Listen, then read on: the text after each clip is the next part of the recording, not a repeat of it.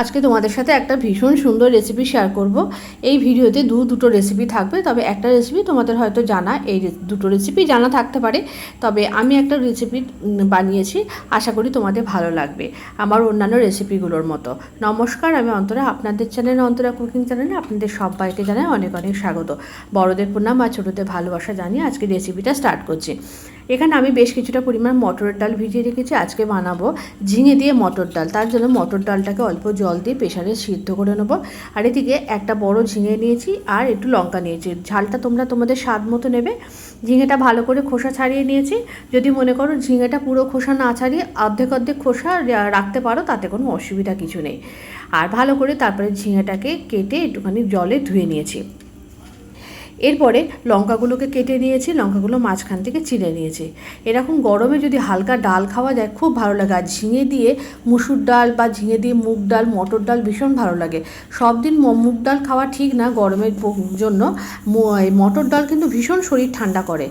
যাই হোক, সমস্ত তরকারি কেটে নেওয়া হয়ে গেল, মানে ঝিঙে আর লঙ্কাটা। এরপরে আমি আজকে বানাবো আম পটল। তার জন্য এখানে দেখো বেশ বড় সাইজের পটল নিয়েছি। পটলগুলোকে জলে বেশ ভিজিয়ে রেখেছিলাম। দুটো কারণ জলে ভিজিয়ে রাখি, পটলে প্রচুর সার দেওয়া থাকে এক, আর দু নম্বর হচ্ছে যে পিল করতে সুবিধা হয়। ভালো করে খোসাগুলো ছাড়িয়ে নিয়েছি। তারপরে দেখো ওই পটলে দেওয়ার জন্য আমি একটা ছোট্ট আম নিয়েছি, লাল লঙ্কা নিয়েছি আর অল্প একটু আদা নিয়েছি। এইটুকু আমই হয়ে যাবে। আর যদি বড় আম হয় তার থেকে তোমরা টুকরো করে কেটে নেবে, কেননা পুরো আম দিয়ে যেন রান্না করবে না, অসম্ভব টক হবে। এই আমটাই তাই অসম্ভব টক। তারপরে আমটাকে টুকরো করে কেটে নিয়েছি, ভালো করে পরিষ্কার করে ধুয়ে নিয়েছি। এরপরে একটা মিক্সি জার নিয়ে নিয়েছি। মিক্সি জারের মধ্যে আমি এগুলো দিয়ে পেস্ট করে নেবো। আর এই দেখো এদিকে বেশ কিছুটা পরিমাণ সর্ষে, এখানে বড় চামচের 1 চামচ সর্ষে জলে ভিজিয়ে রেখেছিলাম। এরপরে মিক্সি জারের মধ্যে লঙ্কা আর আমটা দিয়ে আর আদাটা দিয়ে একসাথে ভালো করে পেস্ট করে নেবো। নিয়ে একটা পাত্রের মধ্যে ঢেলে রেখেছি। এরপরে ওই একই মিক্সি জারের মধ্যে আমি সর্ষেটা দিয়ে অল্প জল দিয়ে আর একটুখানি লবণ দিয়ে ভালো করে এই সর্ষেটাকে পেস্ট করে নিয়েছি। ভালো করে পেস্ট করে নেওয়ার পর এরপরে আমি এই পুরো সর্ষেটাকে আমি ছেঁকে নেবো, মানে সর্ষে পুরো মানে শাঁসটা দেবো না, সর্ষের থেকে পুরো জলটা দেবো। ভালো করে আমি প্রথমে জল দিয়ে নিয়েছি, জল দিয়ে ভালো করে গুলে আমি একটা ছাঁকনি দিয়ে ভালো করে এরকম করে ছেঁকে জলটাকে বার করে নিয়েছি। ব্যাস রেডি হয়ে গেল। আর এদিকে দেখো পটলগুলোকে কিন্তু আমি জলে বেশ ভিজিয়ে রেখেছি, কাটার আগে ভিজিয়ে রেখেছি আর খোসা ছাড়ানোর পরও ভিজিয়ে রেখেছি। তার মধ্যে এই কাজগুলো করে নিলাম।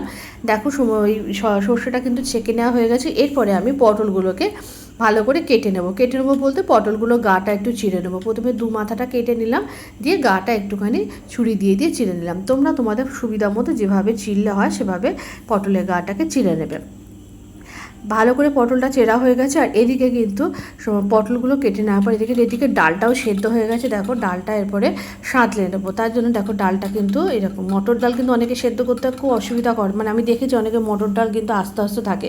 এইভাবে মটর ডাল একটু হাই ফ্লেমে মানে সেদ্ধ করার পর সিটি দেওয়ার পর লো ফ্লেম করে 10 মিনিট রেখে দিলে মটর ডাল সেদ্ধ হয়ে যায়। মটর ডালটাকে ভালো করে একটু হাতা দিয়ে ঘেটে নিয়েছি, নিয়ে ঢাকনা চাপা দিয়ে রেখে দিয়েছি।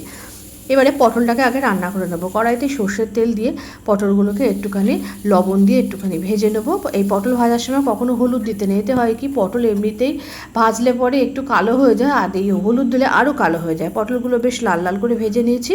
দেখো তেলটা কতটা কালো হয়ে গেছে। ওই তেলের মধ্যে একটু মেথি ফোড়ন দিয়েছি, মেথিটা যেন পুড়ে না যায়। আর একটুখানি কাশ্মীরি রেড চিলি পাউডার দিয়েছি। দেওয়ার পর ওই আমের পাল্পটা দিয়ে দিয়েছি, যেটা পেস্ট করে রেখেছিলাম, আম, আদা আর লঙ্কাটা। ভালো করে মশলাটাকে কষিয়ে নিতে হবে মিডিয়াম ফ্লেমে। কষিয়ে নেওয়ার পর এর মধ্যে আমি দিয়ে দিয়েছি স্বাদ অনুযায়ী লবণ আর হলুদ।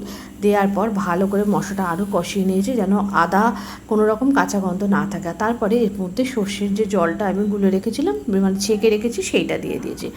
ভালো করে একটু ফুটতে দিতে হবে। তোমরা চাইলে আর একটু তেল বেশি দিয়ে রান্না করতে পারো। আমি যেহেতু একটু কম তেলে রান্না করেছি, একটু তেল তেলে হলে না এইসব খাবারগুলো খেতে ভালো লাগে।